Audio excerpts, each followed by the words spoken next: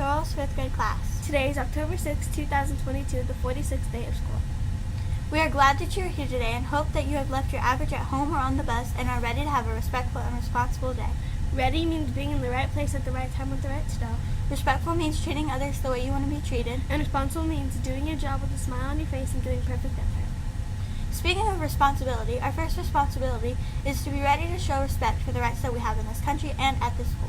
We do this daily by saying the Pledge of Allegiance, the school pledge, and doing a moment of silence.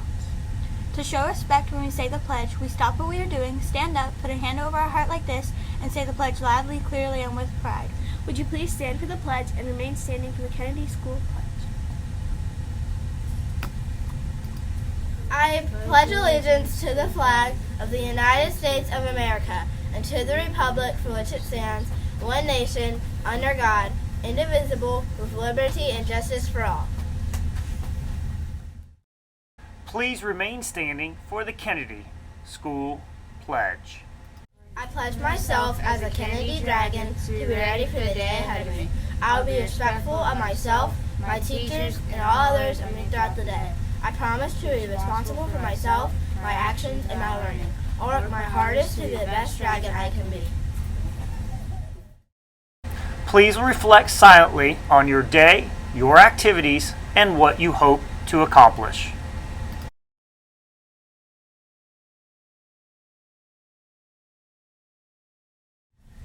My name is Luis. And I'm Skylar.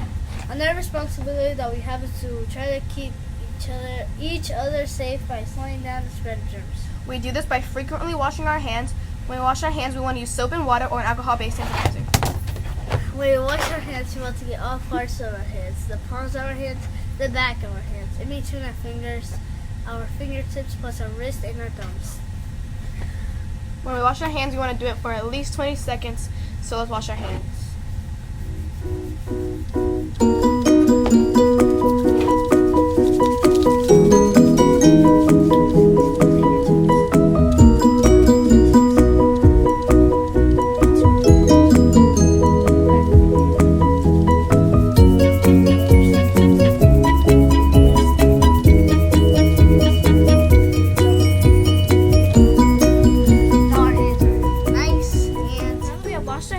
Pledges and moment of silence. Let's get started with birthdays. Happy birthday to Adolfo Martinez Vasquez, who is 11, Wyatt Kane, who is 7, and Zoe Camacho Villalobos, who is 7.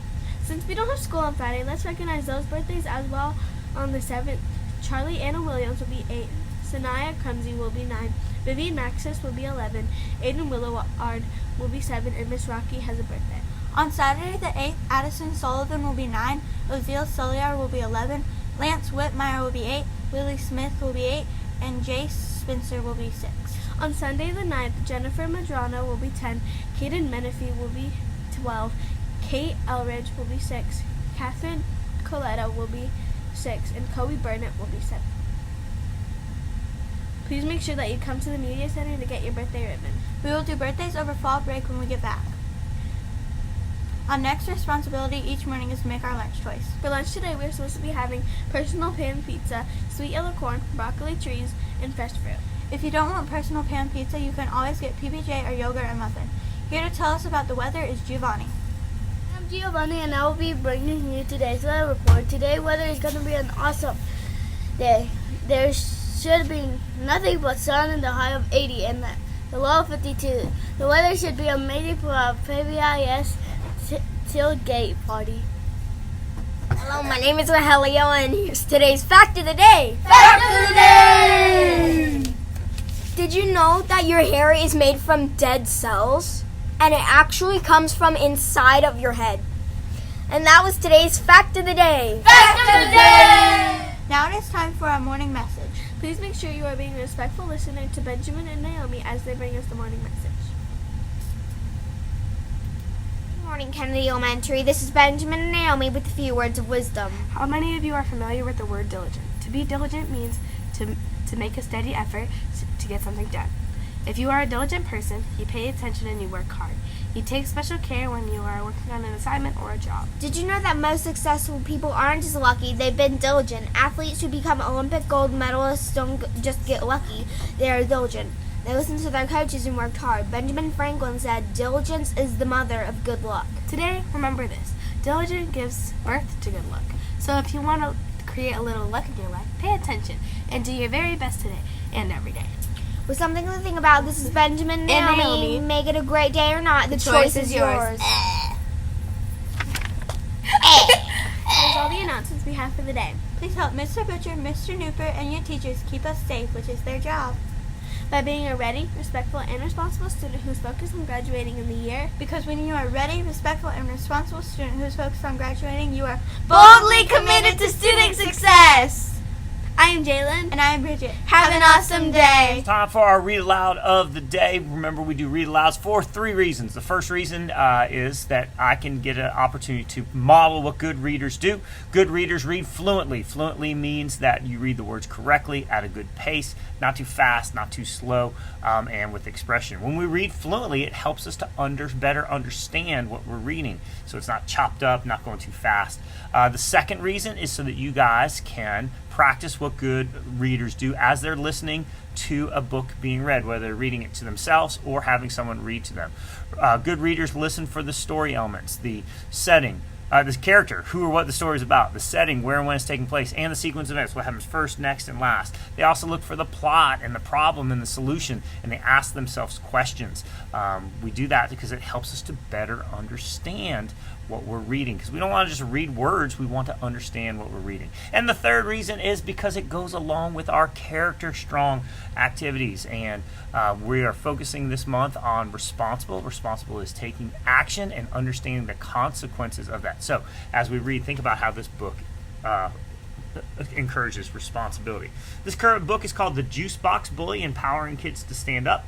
The authors are Bob Sorensen and Maria Dismondi, and the illustrator is Kim Shaw. That means she drew the picture. So here we go. The Juice Box Bully. As Pete stood in front of his new class, Mr. Peltzer announced, "Let's welcome Pete to our team. Pete, you will be sitting behind Ralph." Settling into his seat, Pete pulled his hat down over his head so that only his eyes could be seen. Turning around, Ralph warned him, "They don't allow hats in class here." "You're not my mother," snarled Pete. After giving an assignment, Mr. Peltzer walked around the class and quietly asked Pete to remove his hat. Once he walked away, Pete poked Ralph.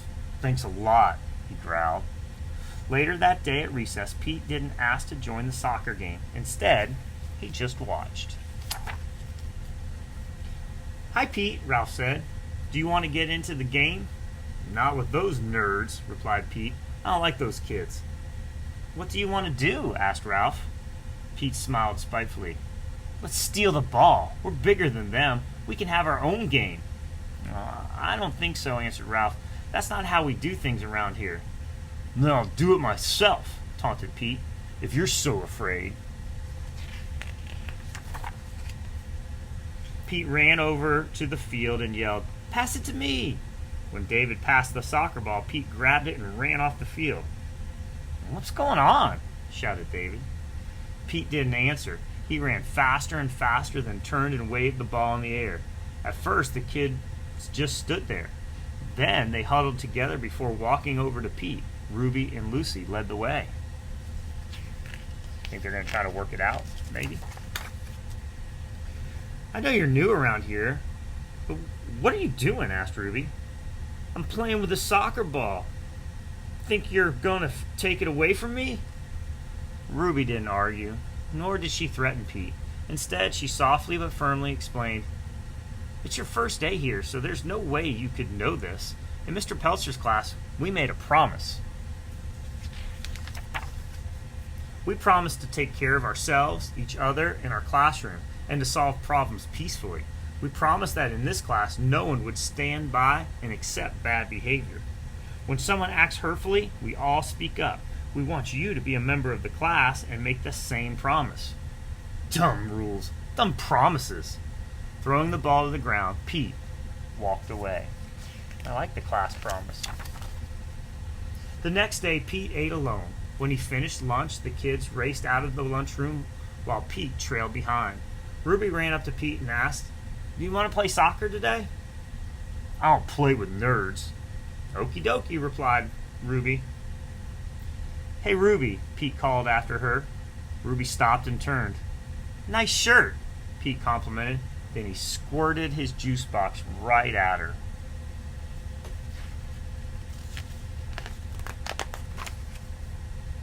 You're so mean, screeched Ruby. I'll tell everyone how mean you are. You won't have any friends here. By now, Ralph, David, and some others had come up to them. Ruby, I won't let you do that, Ralph said clearly. Remember our promise. I don't want to remember the promise. Look what he did. We'll ignore him forever until he leaves this school and goes back to his old school, Ruby demanded. Ralph walked between Ruby and Pete. We're not going to do this, Ruby. I know you're angry. You can tell Mr. Peltzer if you want, but we're not going to let you treat Pete like this, and we won't put up with his bad behavior either. Ruby stomped away, leaving Pete and Ralph behind. No one ever done that before, Pete said. Why do you stand up for me? I've been in your shoes, and I learned being a bully doesn't work. And I'm not a bystander, Ralph said. I don't want to stand by and let mean things happen. Besides, Ruby is my friend, and you shouldn't have ruined her shirt. Won't the other kids be mad at you for sticking up for me? Pete asked. No way. They all made the same promise. We talked about it for a long time with Mr. Peltzer, and every kid here tries to keep that promise. At my old school, I got picked on all the time, Pete said. Everyone just let it happen, so I started to tease kids before they could tease me and be mean to me. Ralph replied, We decided that when someone tries to be a bully, no one will stand by, and let it happen.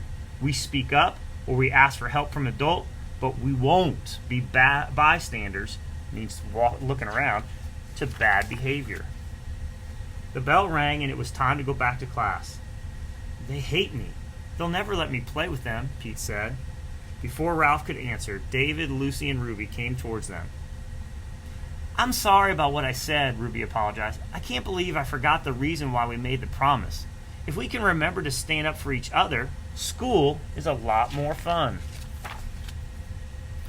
Wow, the kids here are way different than at my other school, Pete said. Maybe I'll give this promise thing a try. Great, let's talk to Mr. Peltzer, said Ruby. Hey, Ruby, I am sorry about your shirt, Pete added. Ruby smiled. No worries. I kind of like the new look. Everyone laughed as Pete and Ruby led the way into class. The juice box bully. See, don't be a bystander. When you see people being mean to each other, don't put up with it.